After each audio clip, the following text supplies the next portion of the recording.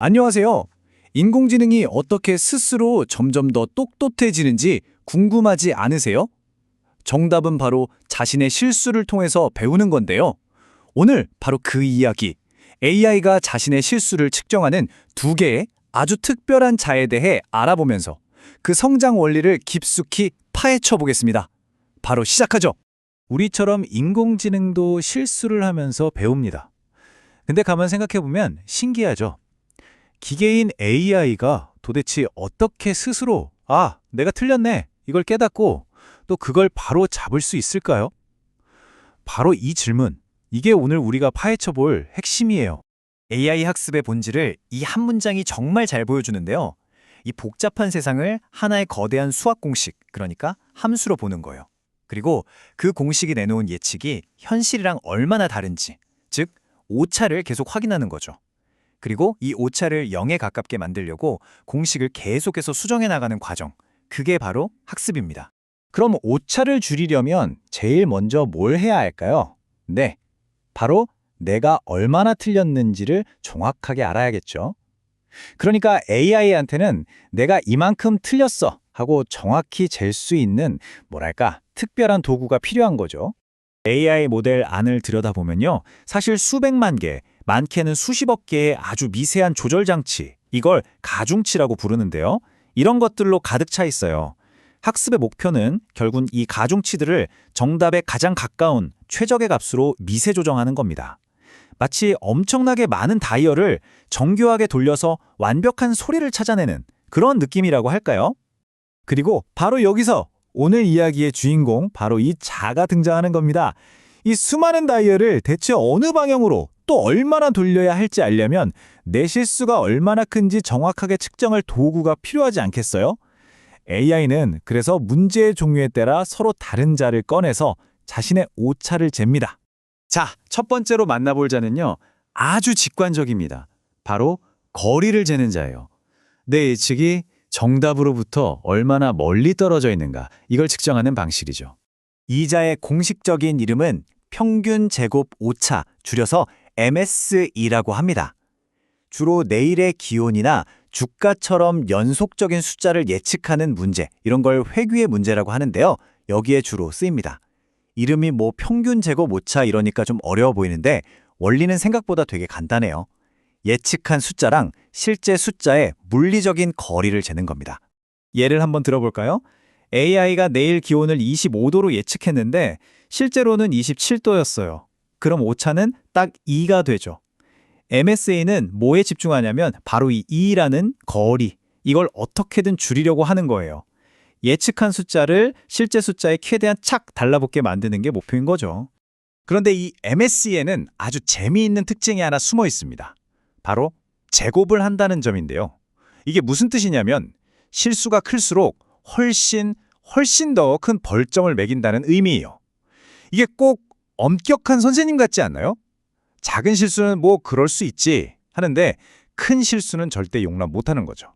와, 이 그림 한번 보세요. 그 힘이 느껴지시죠? 오차가 2일 때 벌점은 그냥 4예요. 근데 오차가 겨우 5배 커져서 10이 되니까 벌점은 무려 25배나 커져서 100이 돼버립니다. 이 강력한 페널티 때문에 AI는 어중간하게 예측하는 대신에 어떻게든 큰 실수를 피하는 방향으로 훨씬 더 빠르고 강력하게 학습하게 되는 겁니다. 자, 그럼 이제 두 번째 자를 만나볼 시간입니다. 이 자는 거리랑은 좀 달라요. 확실함 또는 자신감의 정도를 측정합니다. 두 번째 자의 이름은 교차 엔트로피입니다. 이건 AI가 여러 선택지 중에서 정답은 이거야 하고 하나를 골라야 하는 문제, 즉 분류 문제에 사용돼요. 그러니까 AI가 이건 A일 확률 70%, B일 확률 30% 이렇게 예측을 하잖아요. 이 예측이 실제 정답, 즉 A일 확률 100%랑 얼마나 다른지를 재는 거예요.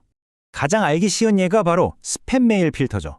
이메일이 스팸일 확률과 스팸이 아닐 확률, 이 둘을 계산해서 하나를 골라야 하잖아요. 이때 교차 엔트로피가 하는 일은 AI가 어중간하게 스팸인가 하는 게 아니라 이건 99.99% 스팸이야, 이렇게 거의 100% 확신하게끔 몰아붙이는 거예요. 교차 엔트로피가 작동하는 비밀은요, 바로 불확실성을 없애는 데 있어요. 생각해보세요. 현실 세계에서 어떤 이메일은 그냥 100% 스팸이거나 100% 스팸이 아니거나 둘 중 하나잖아요. AI의 예측 확률을 이 현실의 100%에 최대한 가깝게 만들어서 그 정보의 불일치를 없애버리는 거죠. 자, 이걸 한번 보세요. 학습 전에는 AI가 사진을 보고 이게 고양이 같기도 하고 60%, 걔는 40% 이런 식으로 되게 애매하게 굴어요. 불확실성이 엄청 높죠? 근데 학습을 하고 나면 이건 99.9% 고양이야 하고 확신에 차게 되죠. 이 불확실성을 확 줄여버리는 거. 이게 바로 교차 엔트로피의 마법입니다. 자, 이렇게 두 개의 자를 모두 만나봤습니다. MSE와 교차 엔트로피. 여기서 진짜 중요한 건 효과적인 AI를 만들려면 이 문제의 성격에 맞는 올바른 자를 선택하는 게 그 무엇보다 중요하다는 겁니다. 이 표를 보면서 정리해 볼게요. 먼저 MSE. 이건 주가 예측 같은 회귀 문제, 즉 숫자를 맞추는 문제에 쓰이죠. 뭘 재냐?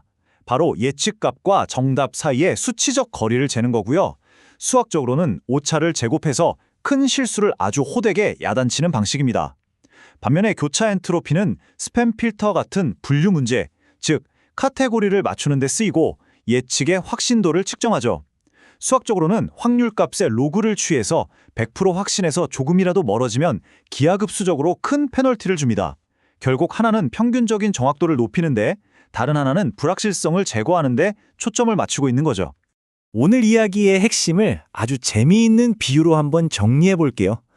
AI가 마치 두 개의 다른 눈으로 세상을 본다고 생각해 보세요. 자, 그럼 최종 정리입니다. AI는 결국 오차를 재고 그걸 줄이면서 똑똑해집니다. 그쵸? 그리고 숫자를 예측해야 할 땐 거리를 재는 MSE라는 눈을 쓰고요.